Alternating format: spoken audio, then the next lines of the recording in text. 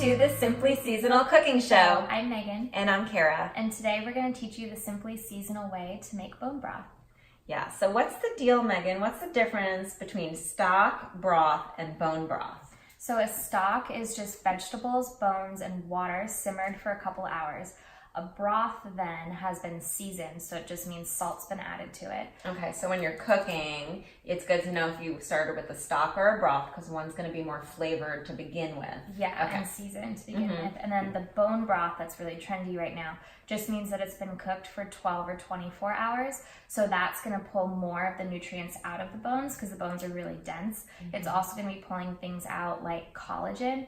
So it might turn a little gelatinous in the refrigerator, which is totally fine, but that's literally what people are paying a lot of money for now is that collagen. Yeah, so save your money, stop buying the collagen pills, and you can just get this right from all this stuff that you're throwing away, like you're literally throwing away liquid gold. Literally.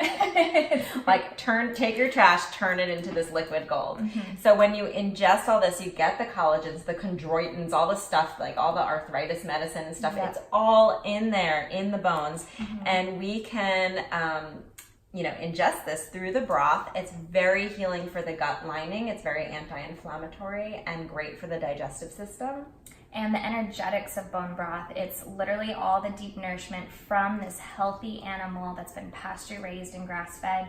And it's pulling all of those nutrients out. So it's almost like getting an IV of nutrients directly into you. So it's going to restore your own bone health. It's going to ground you energetically. And it's going to be really strengthening because you're, again, getting that health and that energy from that animal. And so here we went right to the beef bone broth, which energetically is really going to ground you and give you the strength. When you're sick and you think about broth, right, we always think about chicken broth. And so you can also make chicken bone broth and chicken stock, obviously. And that's going to give you a much more lighter, flightier kind of energy. Yeah.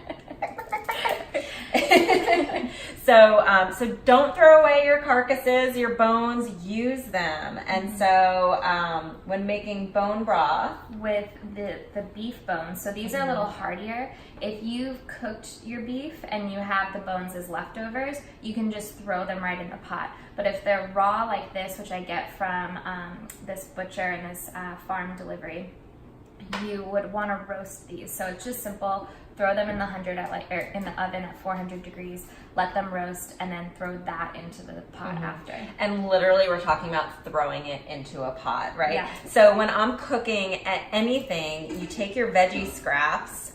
So when I cut the ends of the celery and the carrot, right, you can keep a little garbage bowl on the side, like some chefs, like Rachel Ray likes to do.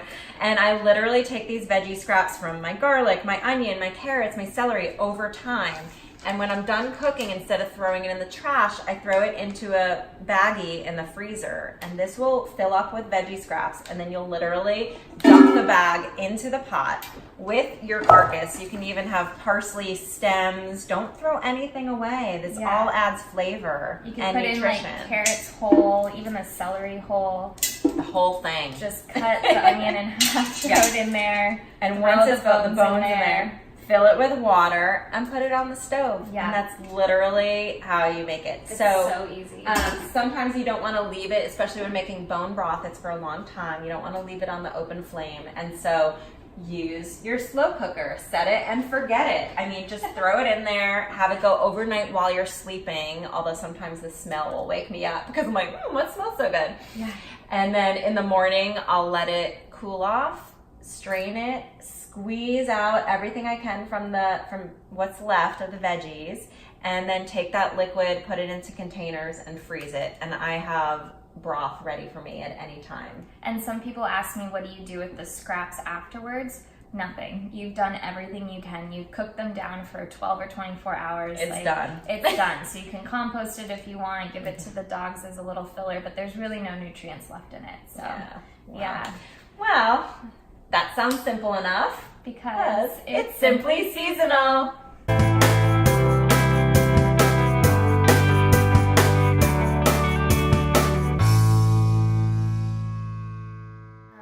You're like, this needs to end right like, now. It needs to stop coming. I always do that. Well, then you just go do the Moscow Mule Mud that's shaker, awesome. an Alexa, an Echo Dot. It's like chocolate in a can, for $20. Wow. That sounds simple enough. Deep into the bones.